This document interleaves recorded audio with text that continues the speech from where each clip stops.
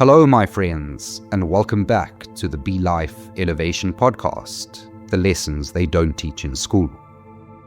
I'm so happy you're here with me again, Mr. Scotty, joining in another life lesson.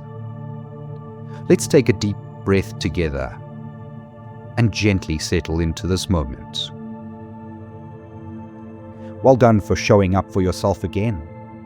As you'll hear, this simple act of persistently and consistently showing up is an essential part of our disciplined pursuit of fulfillment. It reflects our commitment to ourselves and our growth. This week, we're exploring something powerful, ancient, and deeply healing. Something that reflects our commitment and deepens our focus. Yoga. But before we dive into this ancient teaching, let's briefly reflect on how we got here.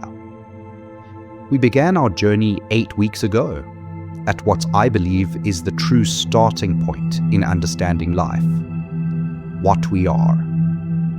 We discovered that we are all made of energy and that we are connected to source energy, to everything and everyone around us. I revealed our 4 superpowers and how to use them. We then continued the adventure, learning that we're all here to discover and live out our unique purpose.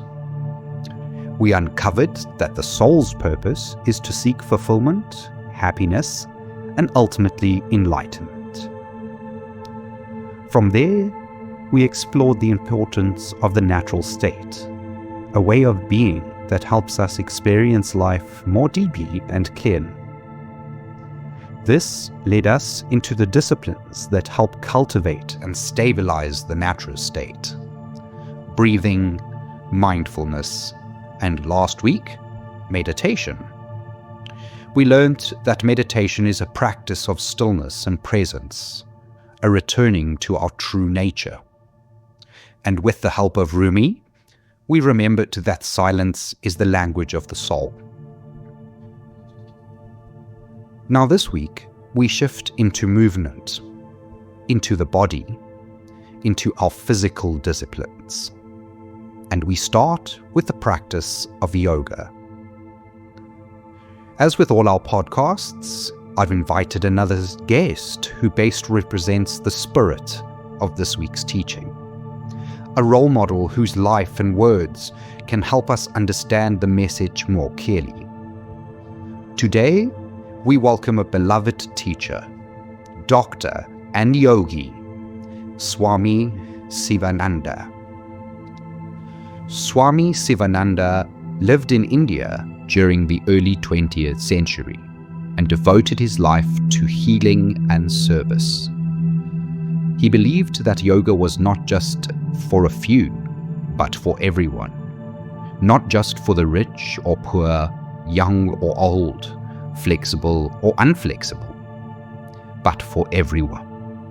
He taught that the purpose of yoga is to unite the body, mind, and soul so we can live in peace, purpose, and love. Swami Sivananda, it's an honor to have you here with us. Thank you, Teacher Scotty. Your lessons are beautiful and deeply meaningful.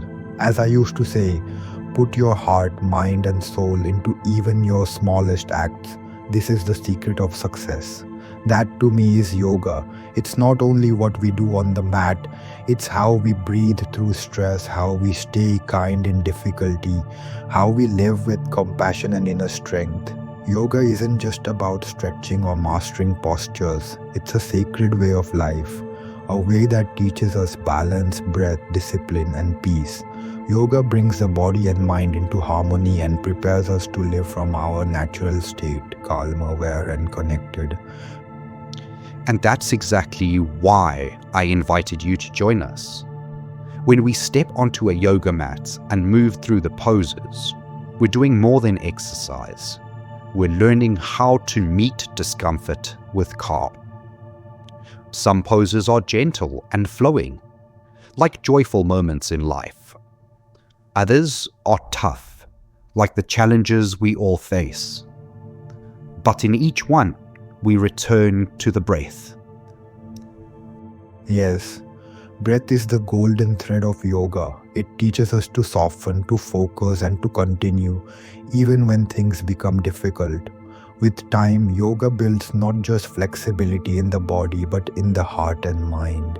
You become more aware of your thoughts, more present in the moment, and more accepting of life as it is.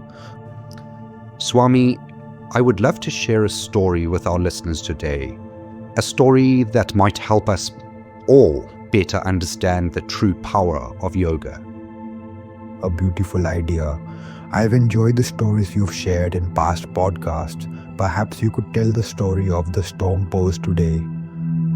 Ah, yes, a brilliant suggestion. The story of the storm pose. It begins with a student who was struggling. Every time she tried this particular posture, her legs would shake, her arms would wobble, and she would fall, again and again. Her teacher reminded her, breathe through it. It's just like life. Sometimes you'll feel unsteady, but your breath is always there to help you find balance. And so our student kept showing up, even when it was hard, even when she doubted herself. And then, one day, something shifted. The pose didn't suddenly become easy, but she stayed steady, strong, and present. She had learned more than just a yoga posture. She had learned that she could face whatever came her way with breath, with patience, with presence. That's the magic of yoga. That story touches the heart. The wisdom of yoga echoes across traditions. In Buddhism, mindful movement brings awareness. In Taoism, flowing with life's rhythm is a sacred dance. In Christian mysticism, the body is a temple of divine spirit. Ancient traditions across the world have always understood when body, breath, and spirit align, we return to who we truly are. So, today, as you move through your life, ask yourself, how can I bring a little yoga into this moment? Maybe it's standing tall and grounded. Maybe it's pausing for a conscious breath. Maybe it's simply being gentle with yourself. That's yoga. That's part of returning to the natural state.